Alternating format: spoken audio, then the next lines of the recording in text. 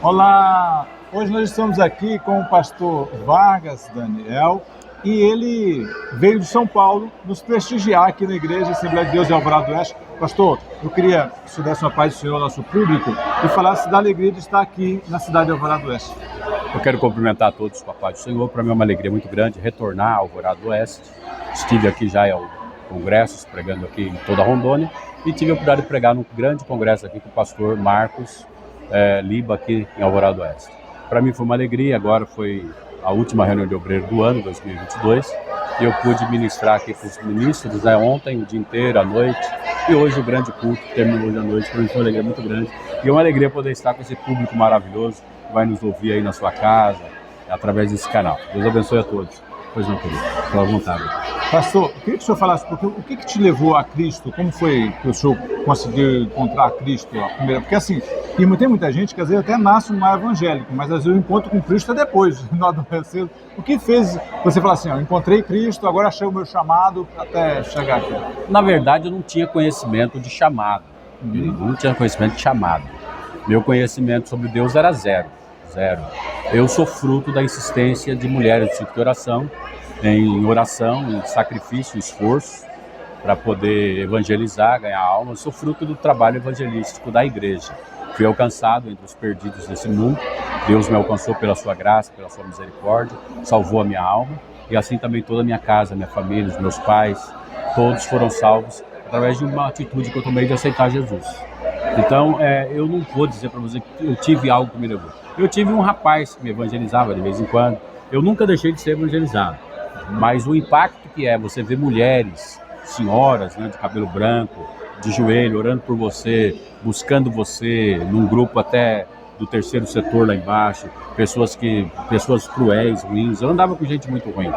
Mas eu fui alcançado pela grande misericórdia de Deus e a bondade da igreja, a compaixão da igreja.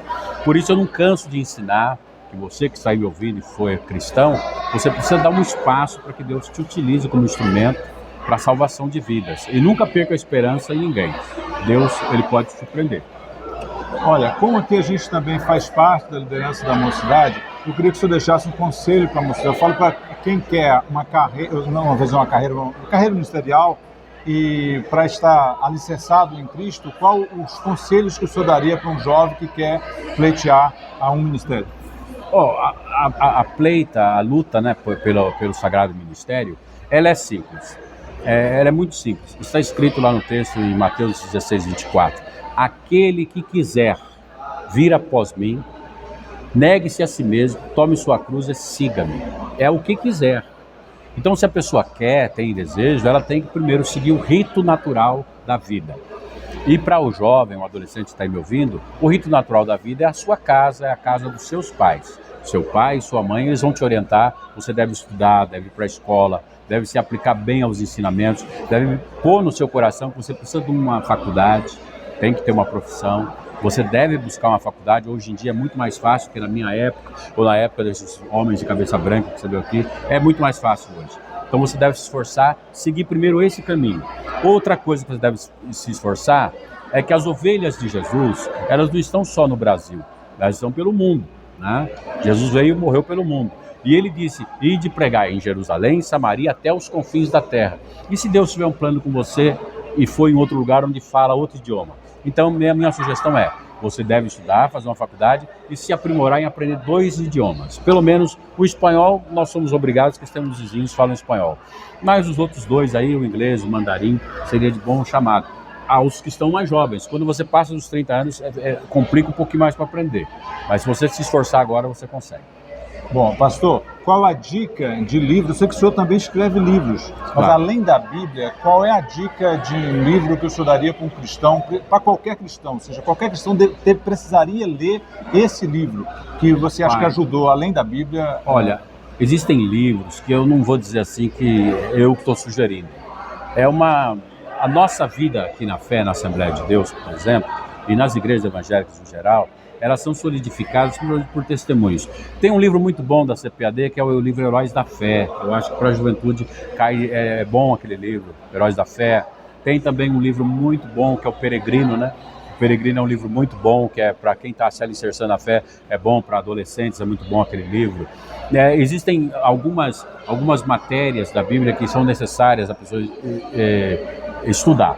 Hoje nós temos falta no púlpito, por exemplo, de pregadores, que eles sejam hermeneutas sinceros, intérpretes da Bíblia, que interprete a Bíblia. Porque nós estamos vendo um grupo de pregadores pregar, eles são muito exegetas, ou seja, eles falam muita coisa que nem estão no texto, interpretam muito mal o texto, e esse negócio de você romper com princípios para transmitir uma ideia não é boa. Então eu creio que ler é fundamental. Eu creio que um jovem que está estudando, fazendo faculdade, correria, vestibular, tudo mais, ele consegue pelo menos ler um livro a cada 2 meses. Eu creio que a cada 60 dias ler um livro não é difícil. Então ele pode ler aí esses 2 que eu citei, né? Pode ler Heróis da Fé, e tem muitos livros assim, depende daquilo que o coração dele pede. Você nunca pode deixar de ler aquilo que o seu coração pediu. Você deve fazer isso. Mas, por exemplo, o Jornal Mensageiro da Paz é uma leitura que é muito boa, porque as pessoas que escrevem Mensageiro da Paz são verdadeiros intérpretes bons do texto sagrado. São pessoas que escrevem muito bem. As revistas da nossa escola, da nossa CPAD, são muito boas. As revistas Escola Dominical, as antigas, principalmente, são muito boas. Quem pode, existe você que está me ouvindo aí, a CPAD tem um compêndio de escolas dominical da década de 60 ainda. São livros grandes, né? São volumes grandes e que são dos nossos pais. É um conteúdo muito rico e pode ajudar muito aqueles que querem pleitear no futuro isso. Mas lembrando, não saia da escola, você precisa terminar o médio, você tem que lutar por uma faculdade, tem que seguir o rito natural da vida para poder chegar até o ministério. Não vá ao ministério sem a chamada de Deus.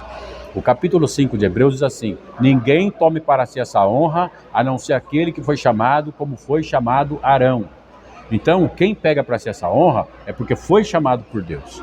Então, siga o rito natural da vida e deixe que Deus te chame para aquilo que pertence a Ele, que é o Sagrado Ministério. Pastor, eu já quero partir já para as considerações finais, mas antes eu queria que o senhor me falasse o seguinte: te desejo vida longa. Muito obrigado. Para toda a família, para o senhor. Mas se Deus fosse te chamar hoje, você tivesse a oportunidade, assim como Ezequias, que teve a oportunidade de Deus falar: olha, arruma aí que eu quero te chamar hoje. Qual conselho o senhor deixaria? Eu digo para a próxima geração. Rapaz, eu preguei hoje de manhã ali com o pastor Silas, preocupado com essa visão qual é a próxima geração. Eu citei até uma frase um pouco pesada, eu creio que para o auditório, que foi o seguinte: quando eu ficar velho, quem que vai cuidar de mim? Quem vai estar me apacentando? Né? Eu usei essas palavras lá. Então, veja bem, e eu fiquei falando, quem vai cuidar de mim? Quem vai cuidar dos meus netos? Não é? Quem vai cuidar de mim? Quem vai cuidar dos meus netos? Quem vai cuidar dos meus filhos? Então, essa é uma preocupação que nós temos. Essa geração que vem vindo atrás tem que estar pronta para poder atender o chamado do mestre. Mas eu volto a falar, o conselho é esse: siga o rito natural da vida. Você faz o primário, faz o ginásio, faz o colegial, o colégio, depois se prepara, faz uma boa faculdade, busca um bom emprego e deixe que Deus sabe a hora exata de te chamar. Ele conhece você, conhece suas limitações, conhece suas falhas, seus acertos, suas virtudes, ele conhece tudo. Então fique sempre à disposição do mestre. Pastor, muito obrigado. Falei aqui com o pastor Vargas Daniel. Foi uma honra poder estar aqui, essa oportunidade que o pastor Marcos Liba trouxe o senhor aqui. Tomara que ele traga mais vezes, tá bom? Muito obrigado, querido. Valeu, Deus te abençoe. Deus abençoe você. Foi um prazer estar com você também.